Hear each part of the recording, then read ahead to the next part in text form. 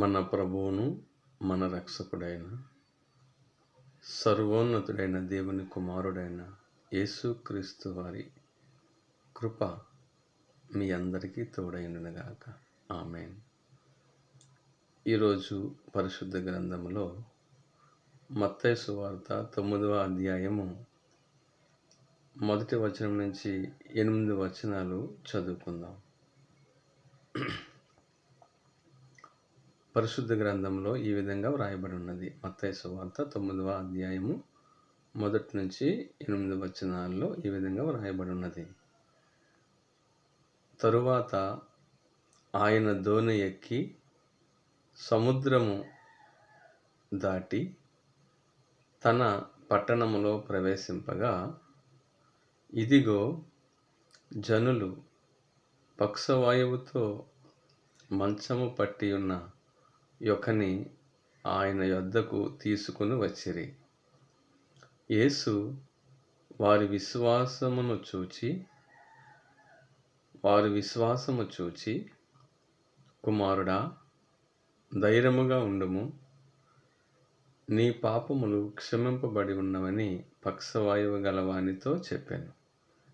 ఇదిగో శాస్త్రులలో కొందరు ఇతడు దేవదూషణ చేయుచున్నాడని తమలో తాము అనుకొనగా, యేసు వారి తలంపులు గ్రహించి, మీరెందుకు మీ హృదయములలో దురాలోచనలు చేయుచున్నారు?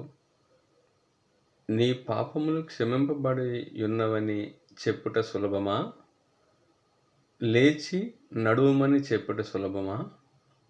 అయినను పాపములు క్షమించుటకు భూమి మీద మనుష్య కుమారునికి అధికారము కలదని మీరు తెలుసుకొనవలెను అని చెప్పి, ఆ పక్షవాయువు గలవాని చూచి, నీవు లేచి నీ మంచమెత్తుకొని నీ ఇంటికి పొమ్మని చెప్పగా, వాడు లేచి తన ఇంటికి వెళ్ళెను. జనులు అది చూచి భయపడి, మనుషునికిట్టి అధికారం ఇచ్చిన దేవుని మహిమపరిచిరి. ప్రభువు తన పరిశుద్ధ వాక్యములను మన వినికిడిలో దీవించును గాక. ఆమేన్. ప్రపంచంలో ఉన్న వారందరూ సంతోషంగా, హ్యాపీగా, ఆరోగ్యంగా, ఆనందంగా ఉండాలని మన ప్రభు అయిన యేసుక్రీస్తు నామమున కోరుకుంటున్నాను. ప్రభు అయిన యేసుక్రీస్తు కృప మీ అందరికీ తోడైనను గాక. ఆమేన్. హల్లెలూయా.